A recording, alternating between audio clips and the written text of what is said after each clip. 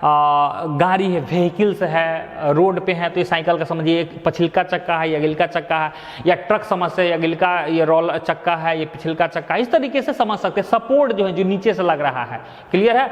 और ये पूरा आपका ट्रेलर है, ट्रेलर का है, ठीक है, ये अगिलका चक्का है, ये ट्रैक्टर का, ये पीछे है, यही सब है। तो इस पर कोई फोर्स मान लीजिए इस टाइप से लग रहा है, इस टाइप से कोई फोर्स लग रहे हैं। इसी एग्जाम्पल में मैं सारा ले रहा हूँ, ठीक है, इस एग्जाम्पल में देख लें, बात कर रहे हैं। तो ये फिर ये तो सर समझा दिया आपने, ये क्या लग रहा है। तो बाबू ऐसा है कि सिस्टम है, ये लग रहा है फोर्स है, इस पे कुछ एक ये समझ सकते हैं कि मैं समझाता हूँ आपको कि समझिए ये आपका एक सपोर्ट होगा, नीचे से लगा हुआ है, इसमें नहीं दिखा सकते, यहाँ सपोर्ट लगा हुआ है, ये आपका एक बीम है, और यहाँ से वर्टिकली एक कोई लगा हुआ है, एक सपोर्ट लगा हुआ है, सपोर्ट कर सकते हैं, या मेंबर लगा हुआ है, और वहाँ से एक नीचे ऊपर से, और फिर यहाँ हॉरिजॉन्टल ऐसे दिया गया है, ऊपर से दबाया जा रहा है। तो ऐसे दबाइएगा तो क्या होगा, ऐसे रोटेट करना चाहेगा, ऑब्वियसली देखिएगा, इमेजिन कीजिए आप अपने रूम में होंगे, यहाँ दो सपोर्ट लगाइए, यहाँ से वर्टिकली कुछ ऐसे वर्टिकली सपोर्ट दीजिए, यहाँ वेल्डिंग कर दीजिए कि झुके नहीं, टूटे नहीं, और यहाँ से फिर हॉरिजॉन्टल ऐसे निकालिए, ये वाला पोर्शन निकालिए यहाँ से, और इसका लोड दीजिए, तो क्या होगा, ये ऐसे घूमना चाहेगा, ऐसे घूमना चाहेगा, समझ रहे हैं, ऐसे घूमना चाहेगा।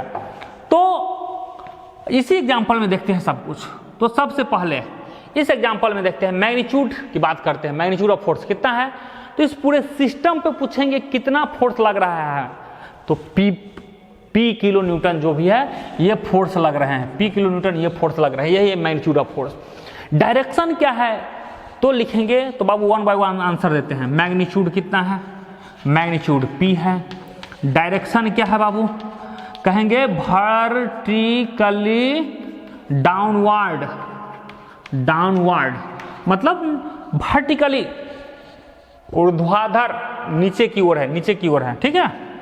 Next point of application, application मतलब होता है कहाँ आप अप्लाई कर रहे हैं उसका पॉइंट बताइए। पॉइंट ऑफ एप्लीकेशन, किस पॉइंट पे जो फोर्स लग रहे हैं, पॉइंट ऑफ एप्लीकेशन मतलब किस पॉइंट पे फोर्स लग रहे हैं।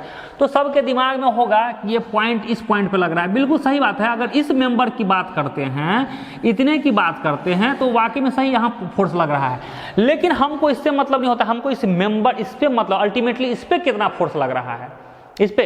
तो इस पे फोर्स जो लग रहा है वो ये है पॉइंट ऑफ एप्लीकेशन, ठीक है, ये हमारा है point of application.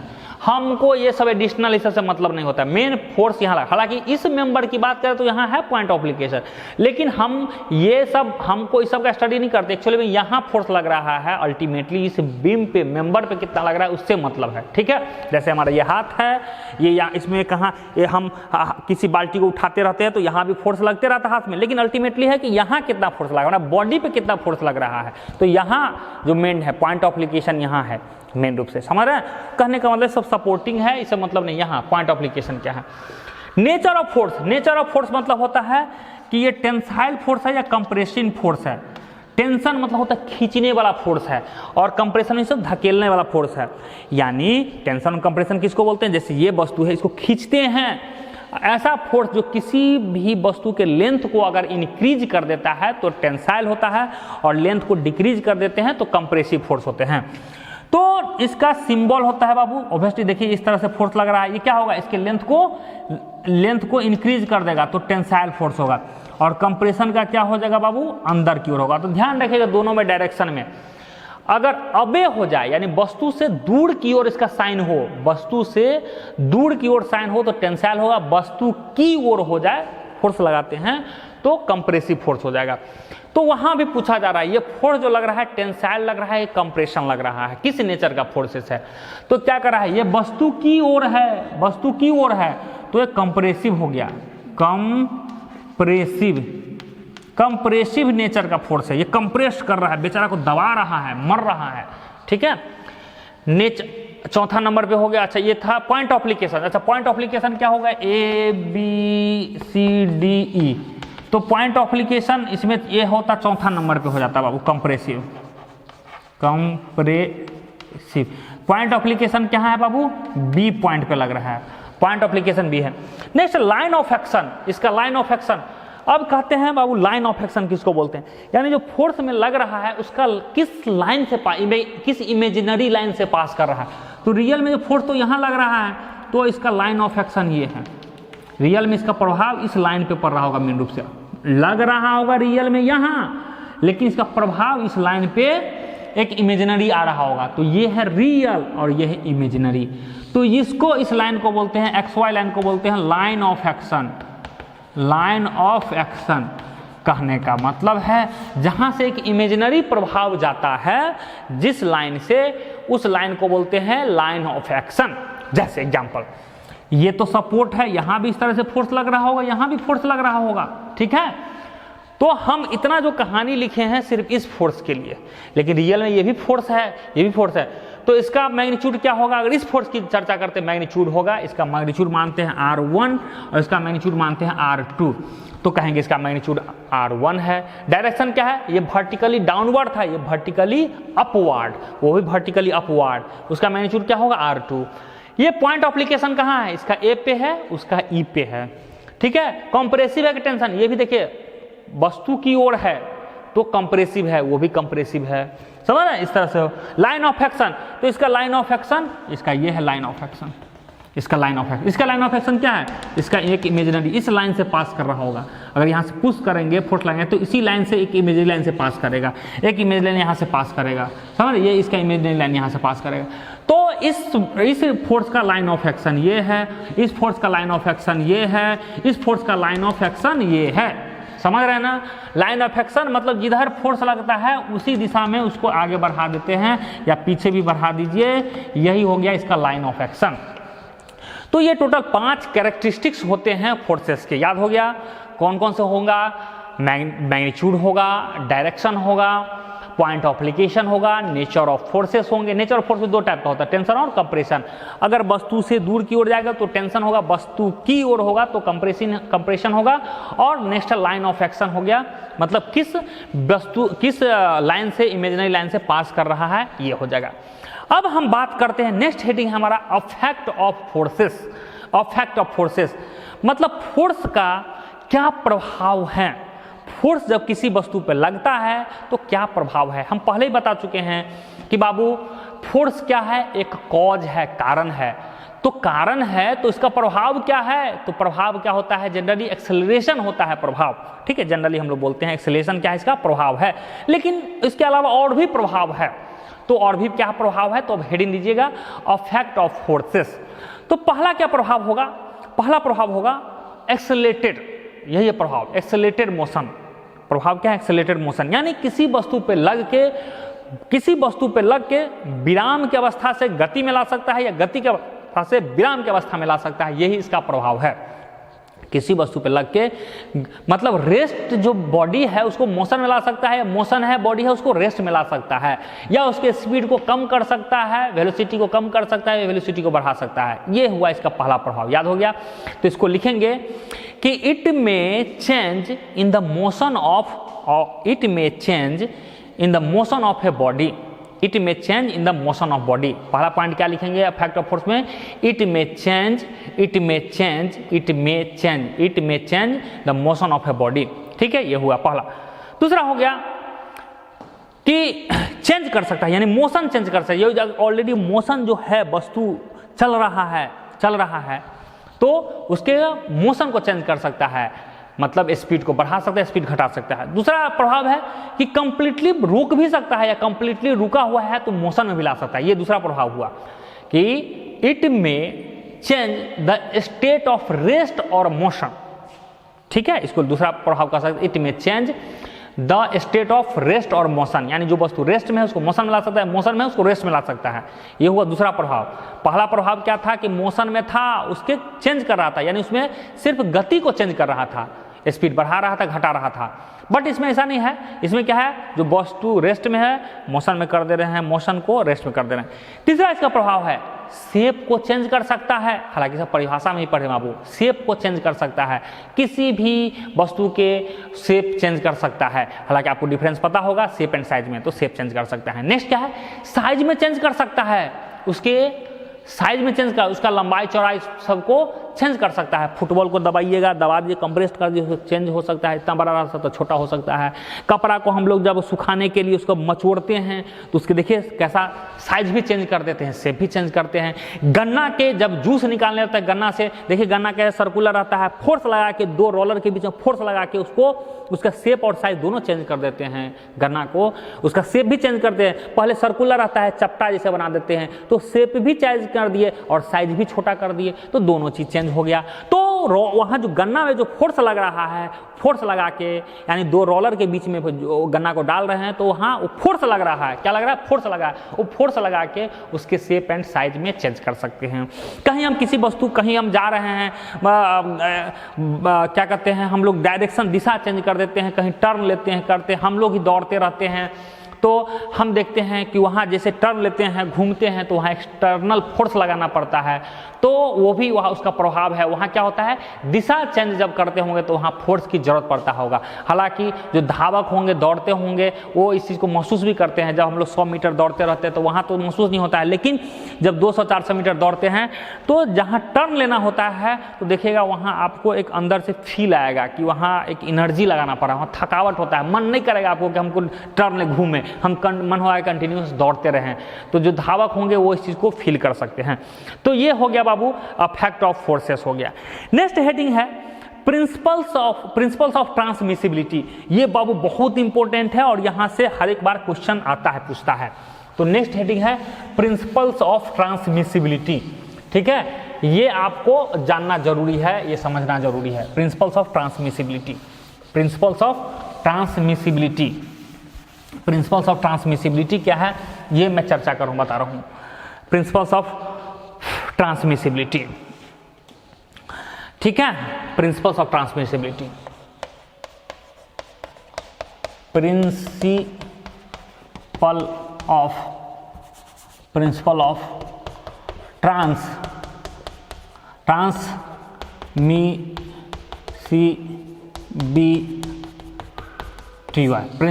Transmissibility, principles of transmissibility. Principles of transmissibility बहुत ही एक इंपॉर्टेंट प्रिंसिपल है। ठीक है, इस प्रिंसिपल में क्या होता है कि इसमें आप किसी भी फोर्स को एक जगह से दूसरी जगह मूव करवा सकते हैं अपने इच्छा के अनुसार। ठीक है, कैसे कर सकते हैं, किसका है, तो वो पहले पढ़ चुके हैं, लाइन ऑफ एक्शन। तो बाबू अगर ये फोर्स यहाँ लग रहा है, रियल में अगर यहाँ लग रहा है, जैसे किसी वस्तु पे यहाँ है, लग रहा है, तो इस वस्तु पे ऐसे लग रहा है, तो इसका लाइन ऑफ एक्शन मतलब ये हो गया, इसका लाइन ऑफ एक्शन ये है। तो ये यहाँ है कंप्रेसिव नेचर का, कंप्रेसिव नेचर का है। इसका अगर मास m हो, फोर्स F हो, तो इसका एक्सेलेरेशन क्या होगा, फोर्स अब बट्टा मास, F बराबर में होता है ना जी, तो इतना एक्सेलेरेशन होगा। लेकिन यहाँ पुश है कि पुल है, यहाँ पुश है बाबू, पुश है, धकेला जा रहा है। अब कह रहे हैं यही वस्तु है, वही वस्तु है, लाइन ऑफ एक्शन भी वही है। अब यहाँ धकेलने के बजाय यहाँ से खींचने वाला काम करते हैं, फोर्स वही है, वस्तु वही है, तो यहाँ भी एक्सेलेरेशन होगा F बट्टा m। बाबू ये कहाँ से आ रहा है, पता है, न्यूटन सेकेंड लॉ, F बराबर ma, तो एक्सेलेरेशन बराबर क्या हो जाता है, फोर्स बट्टा मास। ठीक है, तो ये होता है आपका। तो अभी भी देखिए एक्सेलेरेशन अभी भी यही है, वहाँ भी अभी भी है, लेकिन दोनों में चेंज है। कंप्रेसिव नेचर है, टेंशन है, देखिए वस्तु से दूर जा रहा है, अबे है, तो ये टेंसाइल फोर्स है, टेंसाइल है, टेंसाइल नेचर है, टेंसाइल नेचर का है, टेंसाइल नेचर है। और ये पुश है, ये पुल है, पुल मीन्स होता है खींचना, तो ये खींचने वाला काम। तो देखिए यहाँ पुश हो चाहे पुल हो, प्रभाव तो चेंज नहीं हुआ, इसका प्रभाव हम पहले पढ़ चुके हैं। ये इसको क्या बोलते हैं बाबू, line of action, line of action. तो कहने का मतलब ये पहले पढ़ चुके हैं, ये लाइन ऑफ एक्शन, यानी लाइन ऑफ एक्शन पे फोर्स कहीं भी लगा दे, कहीं भी लगा दे, चाहे खींचने वाला चाहे धकेलने वाला, कहीं भी कुछ भी लगा दे, तो उसके प्रभाव में, प्रभाव भी अभी हम टॉपिक पढ़ रहे हैं, उसके प्रभाव में कोई भी फर्क नहीं पड़ता है। प्रभाव में यानी एक्सेलरेशन में कोई प्रभाव में फर्क पड़ा नहीं पड़ा। तो कहने का मतलब है इस फोर्स को, इसका मतलब फोर्स को, अगर कहने का मतलब है कि कोई चीज़ मटेरियल जो फंसा हुआ है, कहीं फंसा हुआ है, ट्रैक्टर कहीं फंस गया है, गड्ढा में है, तो हम नीचे से जाके इधर से नहीं धकेल सकते हैं, इधर गड्ढा नहीं खींच, इधर से खींच ही लीजिए ना। इधर से अगर नहीं धकेल सकते हैं, इधर खड़ा होने का जगह नहीं है, यहाँ जगह नहीं, कीचड़ में है, कहीं है, खींचने धकेलने के जगह नहीं पुश करने का, तो आप इधर सूखा है, इधर मिट्टी सूखा है, आप उसी लाइन ऑफ एक्शन पे खींच लीजिए ना, प्रभाव सेम ही होगा। चाहे धकेलिए चाहे खींचिए, प्रभाव दोनों में सेम ही है, कोई फर्क नहीं पड़ रहा है। क्या फर्क पड़ रहा है? क्या नहीं फर्क पड़ रहा है। जिस एंगल से यहाँ धकेलना चाह रहे थे, जिस एंगल पे, जिस मैग्नीट्यूड से, उसी एंगल से, उसी मैग्नीट्यूड से, उसी दिशा में आप खींच लो ना, बात बराबर होगा, कोई फर्क नहीं पड़ेगा, दोनों से ही काम करेगा। कहने का मतलब ये हुआ, समझ में आ रहा है ना। यानी आप जितने फोर्स से यहाँ धकेलना चाह रहे थे, जितने एंगल से, हो सकता है आप ऐसे धकेलना चाह रहे हो, ऐसे धकेलना चाह रहे हो, तो आप ऐसे खींच लीजिए, बात बराबर हो गया। इसी लाइन ऑफ एक्शन से लेके उधर से खींच लीजिए, सेम बात बराबर हो गया। समझ रहे? तो कोई भी फर्क नहीं पड़ता है, सेम ही काम करेगा। ये तो बहुत बढ़िया चीज पता चल गया हमको बाबू कि सर, तो यानी जहां जहां हमको खींचने का हो सकता है कि इधर खींचने के, लेकिन यही अंतर है कि इधर धकेलने के लिए आप हाथ से भी धकेल सकते हैं, लेकिन खींचने के लिए हाथ रस्सी लगाना पड़ेगा, कोई एक सामान चाहिए, समझ रहे हैं, कुछ मटेरियल चाहिए, कि पकड़ने वाला होना चाहिए, खींचने के लिए, धकेलने के लिए हाथ से धकेल लेते हैं, लेकिन खींचने के लिए कुछ ना कुछ चाहिए। तो बस यही चीज आप अपनी सुविधा के अनुसार देखिए ना, दोनों काम सेम ही करेगा। समझ रहे हैं, दोनों काम सेम ही करता है।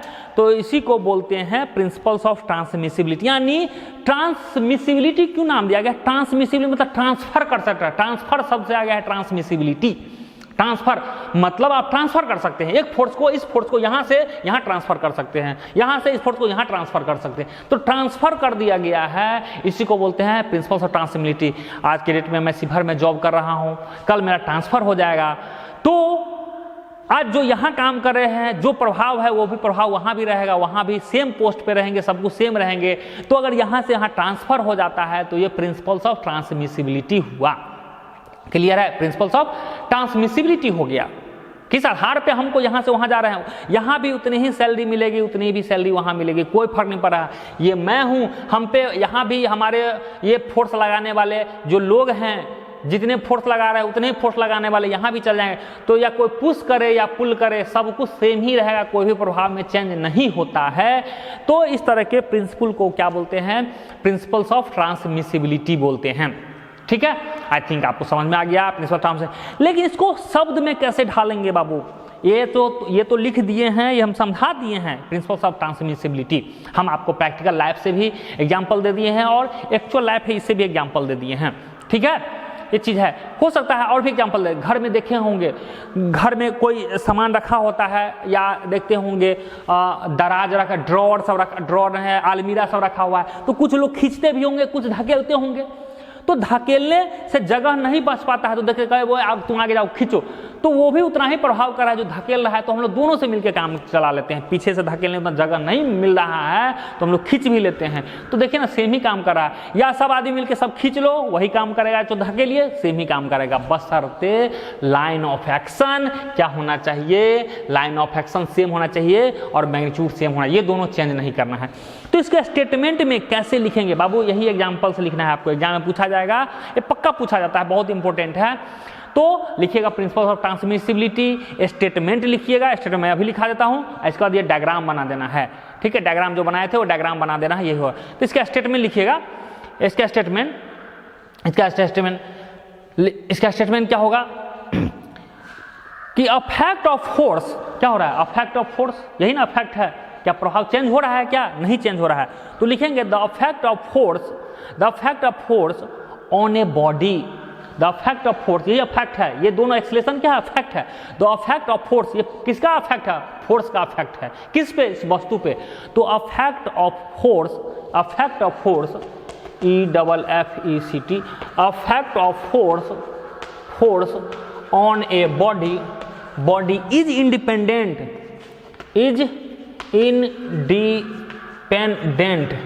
इंडिपेंडेंट मतलब स्वतंत्र होता है। क्या स्वतंत्र है ना? चाहे खींचिए चाहे धकेलिए, स्वतंत्र है दूसरे से, प्रभाव सेम ही रहता है, मतलब ये किसी भी डिपेंड नहीं कर रहा है। तो अफेक्ट ऑफ फोर्स एक ही क्यों? बहुत ज्यादा। Affect of forces on a body is independent of the point of application independent point of application मतलब कि इस पॉइंट पे जो फोर्स लग रहा था वो इसी पॉइंट पे आप फोर्स इस पे धकेलिए या इसी पॉइंट को खींचिए। ये हम हालांकि इधर दिखा दिए हैं बाबू, चूंकि ये एक पॉइंट लोड के लिए है, तो इस पॉइंट पे इसी पॉइंट पे धकेलिए चाहे इसी पॉइंट को खींचिए, कोई भी चेंज प्रॉब्लम नहीं होगा। तो affect of forces on a body is independent of the point of application. लेकिन ध्यान देना है वो सेम लाइन में होना चाहिए, along the line, along